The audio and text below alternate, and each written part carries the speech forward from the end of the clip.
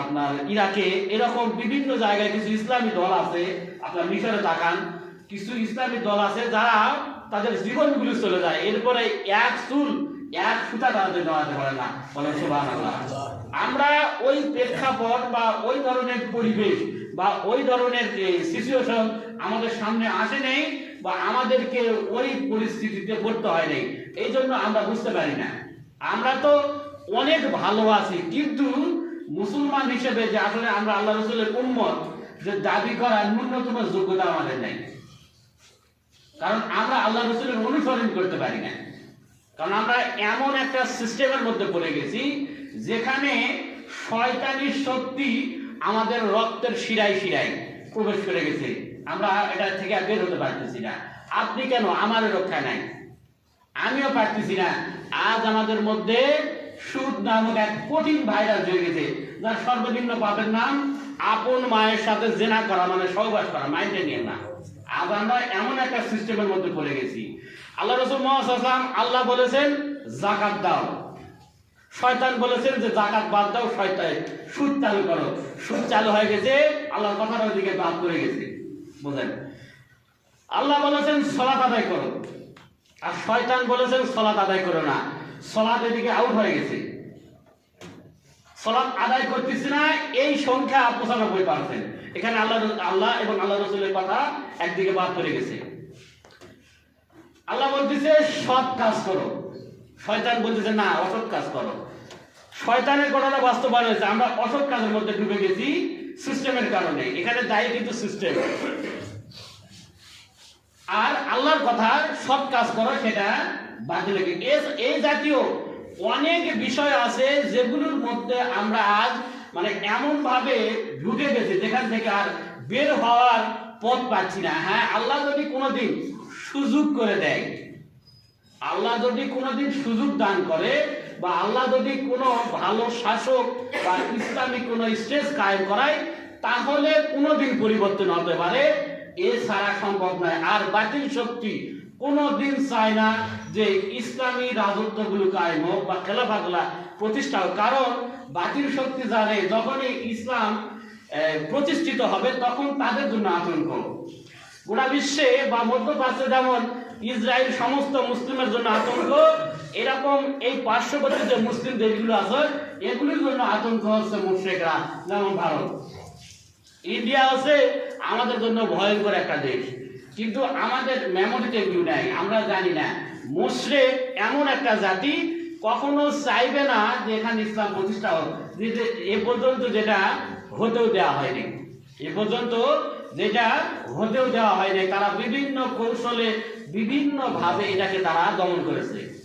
তারা তাদের বিভিন্ন তাদের সিলেবাস, তাদের সংবিধান, মানে সংবিধান কি আপনার বলি, আসলে মুসলমানের আপনার গাইডলাইন হচ্ছে কোরআন মাজিদ।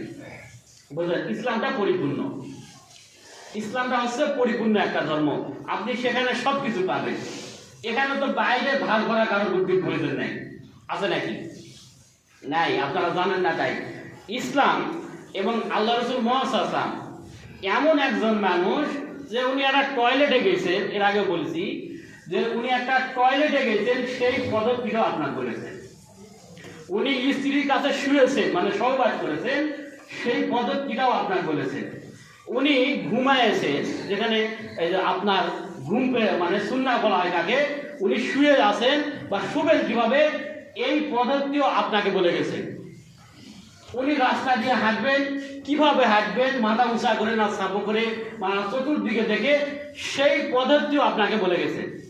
উনি এমন একজন মানুষ। এটা হচ্ছে উনি বিবাহ করবেন কি এবং বিবাহের সময় কি করবেন, এই বিষয়গুলো আপনাকে বলে গেছেন। আপনি ফসল চাষ করবেন কিভাবে, দান সজ্জা করবেন কিভাবে, মানে এমন কিছু বিষয় নাই যেগুলো আপনি হাদিসে পাবেন না এবং কোরআন মাজিদে পাবেন না। কিন্তু আমরা যখন এটাকে বাদ দিব বা বাদ দিয়েছি, বাদ দিব না, এটা তো বাদ দেওয়া হয়ে গেছে, শাসন ক্ষমতা কোরআন এবং সুন্নাহ অনুযায়ী নয়, তখন আপনাকে মানুষের তৈরি ধর্ম নিরপেক্ষতা মানে ধর্মহীনতার অনুসরণ করতে হচ্ছে। আর যখন আপনি এটাকে অনুসরণ করতেছেন তখন আপনি বাতিল শক্তিদের যে চাপিয়ে দেওয়া যে আইনগুলো, এগুলো আপনাকে না চাইলেও আপনাকে অনুসরণ করতে হচ্ছে। বাতিল শক্তি মানে ইহুদি খ্রিস্টান মুশরিকদের যে বানানো যে সিস্টেমগুলো, এগুলো তখন আপনাকে অনুসরণ করতে হচ্ছে। তখন আপনি ওই নিজে নিজেই গেরা করে পড়ে যাচ্ছেন। ওই যে বললাম ইসলামী অর্থনীতি নাই দেখেই আর সুদী ব্যবস্থা। একজন মুসলিম বাতিল শক্তির চাপিয়ে দেওয়া সর্বনিম্ন পাপ, এটা ওদের সর্বনিম্ন যে পাপটা, এটা সুদী ব্যবস্থা। তো এটা যখন আপনি অনুসরণ করলেন, আপনার যেখানে যাচ্ছেন সেখানে আপনার বিপদ। এখন ইবাদত করবেন, কবুল হবে কিনা, কারণ আপনার তো এই রক্ত শিরায় শিরায় হারাম ঢুকে যাচ্ছে। হারাম খাইলে দেবাদের পূর্ব শর্ত হালাল রুজি, এখানে যখন হারামটা চলে গেল তখন আপনার এইদিকে কি হবে, মহান আল্লাহ ভালো থাকবে। এই জন্য আমাদেরকে ফিরে আসতে হবে, আল্লাহর কাছে চাইতে হবে। আমরা এখন ওই যে বলে না যে একেবারে অসহায় ইয়েতিম, আমরা এখন ইয়েতিম। যাদের কোনো নেতা নাই, মুসলিমদের খলাফত বা কোনো ইমাম নাই বা ভালো শাসক নাই, আমরা হচ্ছে এখন সেই অসহায় ইয়েতিমের মতো। আমরা ওই ইয়েতিমের মতো হয়ে গেছে, কিন্তু আমরা বুঝতে পারতেছি না আমাদের কোনো নেতা নাই। যারা এত তারা আমাদেরকে খায়, আমাদের রক্তগুলা তারা চুষে খাওয়ার চেষ্টা করে, সুযোগ পাইলে একজন চুষে খায় চলে গেছে। তো আমাদেরকে এই ধরনের নীতি থেকে বের হয়ে আসতে হবে এবং আল্লাহ রাসূল মুহাম্মদ সাল্লাল্লাহু আলাইহি ওয়াসাল্লামের অনুসরণ করার চেষ্টা করতে হবে। এছাড়া আরেকটি ঘটনা নিয়ে আসতেছি। আল্লাহ রাসূল মুহাম্মদ সাল্লাল্লাহু আলাইহি ওয়াসাল্লাম যখন কোরআন মাজিদ তেলাওয়াত করতেন, তখন কাফেররা জানতেন কোরআন এমন একটি বাণী বা একটা নির্দেশনা আল্লাহর পক্ষ থেকে, এমন একটি কিতাব যারা এটাকে ওই সময় অনুসরণ করতো বা এটার শুধু কানে কর্ণ বুঝে মানে তারা শুনতে পেত, তখন তারা পাগল হয়ে যাইত। মানে পাগল বলতে এটার প্রতি তারা আকৃষ্ট হয়ে যেত। এই জন্য তারা একটা ফন্দি আঁটলো। সূরা ফুসসিলাতের 26 নম্বর আয়াত আছে, বিসমিল্লাহির রহমানির রহিম, وقال الذين كفروا لا تسمعوا لهذا القرآن والغوا فيه لعلكم تغلبون। বলেন আল্লাহু আকবার। এই কোরআন শোনো না, আর তা পড়ার কালে সরগোল করো, যাতে তোমরা বিজয়ী হতে পারো। এখানে আপনাকে জিনিস বুঝে দেই, তৎকালীন মক্কার কাফেররা বুঝতে পেরেছিল এই কোরআন মাজিদ যদি সাধারণ মানুষের কাছে পৌঁছে যায়, তাহলে এই মানুষগুলো যারা গুন্ডা সন্ত্রাসী, এরা ভালো হয়ে যাবে, এরা আল্লাহ রসুলের অনুসরণ করবে, এরা সঠিক পথ প্রাপ্ত হবে। এই জন্য যারা পথভ্রষ্ট ছিল তাদের উদ্দেশ্য ছিল যে তোমরা এই কোরআনকে শ্রবণ করো না, এই কোরআনকে অনুসরণ করো না, এটা থেকে বিরত থাকো এবং এটা যেখানে তেলাওয়াত হবে কি করবে, সেখানে হট্টগোল করবে, যাতে করে তোমরা বিজয়ী হতে হবে। বর্তমান পৃথিবীতে, বর্তমান বাংলাদেশে, পৃথিবীর বিভিন্ন জায়গাতে এই জালেমগুলোর, মুশরিকগুলোর উদ্দেশ্য হচ্ছে এই কোরআন থেকে, এই আল্লাহ রাসূলের হাদিস থেকে, সুন্নাহ থেকে মানুষকে বিরত রাখা, যাতে করে তারা সঠিক পথ না প্রাপ্ত হতে পারে। এটার উদ্দেশ্য হচ্ছে এটা থেকে মানুষকে বিরত করা, যাতে করে তারা তাদের লুটতরাজ, সন্ত্রাসী কর্মকাণ্ড, বিভিন্ন জেনা, ব্যভিচার, বিভিন্ন অশ্লীলতা এগুলো করতে পারে। আপনি বাংলাতে একটা ঘটনা শুনেন নাই? মহিলা ফুটবল বাধা দিয়ে গেছে কিছু কুলাঙ্গার। মহিলা ফুটবল, এর আগে বলছি, মহিলা ফুটবল যারা দেখতে যায় এরকম মানুষ, সে যেই হোক, আপনার মা বোন বা আমার মা বোন, আমি যদি হাত পরি না কেমন লাগবে? তো অন্যের মেয়ে যারা এসেছে অনেকেই, আর যার যে পিতামাতাগুলো তাদের এদেরকে আত্মহত্যা করা উচিত। আমার দৃষ্টিতে আমি যদি আপনার মেয়ে মানুষের সামনে উলঙ্গ হয়, এটা উলঙ্গ, বদ্ধ উলঙ্গ, পোশাক আছে, দেহ দেখা যায়, এটা উলঙ্গই বলে। খেলাচ্ছে, আপনি অনুসরণ করতে বাধা দিয়ে গেছে। ওখানে একটা মাদ্রাসা আছে, কওমি মাদ্রাসা, সেখানে একজন আপনার আলেমকে মেরে তার মাথাটা এমন অবস্থা, অনেক মানুষ হাসপাতালে ভর্তি ছিল। কিছু উৎসুক জনতা মানে দর্শক যাদের এই মজা নিতে দেয় নাই, তারা তাদেরকে আক্রমণ করেছে।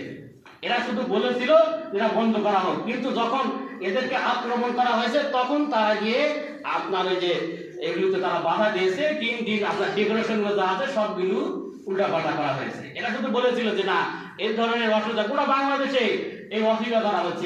এগুলো যারা অনুসরণ করতেছে, এরা নিজেরা তো গেছে, নিজেদের ইমান আমল কিচ্ছু নাই, অন্যদেরকেও কিভাবে যুব সমাজগুলোকে কিভাবে আরো ধ্বংস করা যায়, এটা তাদের আরেকটা। তারা বুঝতেছে যেটা এখানে মজা আছে, এখানে গেলে আনন্দ পাওয়া যায়, কিন্তু যুব সমাজগুলিকেও তারা ধ্বংস করতেছে।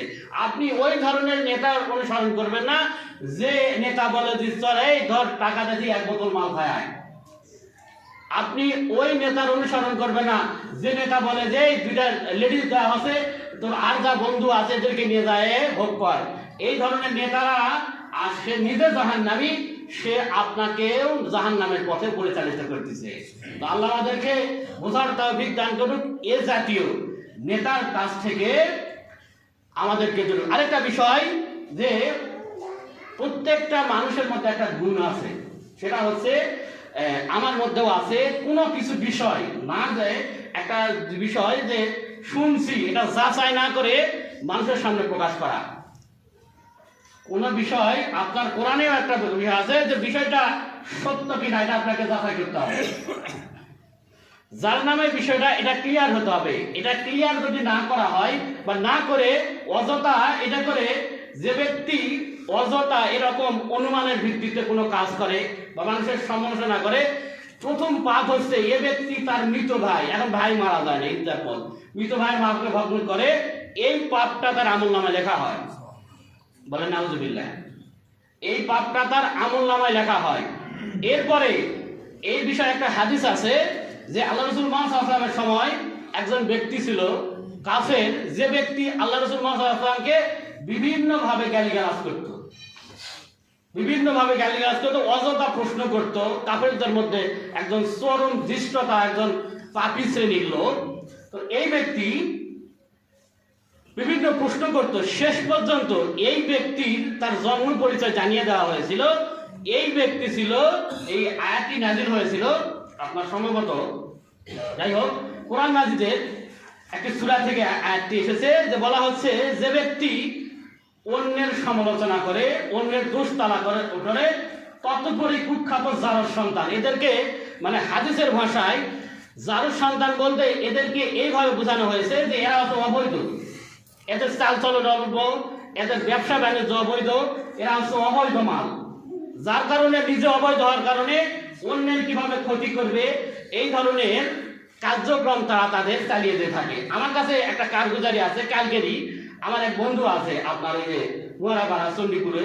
তো ওই ব্যক্তি আমাকে বলতেছে যে ভাই বড় দুঃখ লাগে। কি দুঃখ? যে সমাজে বিভিন্ন জায়গাতে এমন কিছু মানুষ আছে যে আমাদের দোষ তালাশ করে, দোষটা সঠিক কিনা, যে ব্যক্তিগুলা খোঁজ খবর নিয়ে জানা যায় নিজে দেখা যাচ্ছে বিভিন্ন ট্যাপেন্ডা, বিভিন্ন বড়ির ডিলার, তার উপার্জনটাই হালাল নয়, অথচ তারা একজন ইমামের দোষ তালাশ করে খুঁজে বেড়ায়।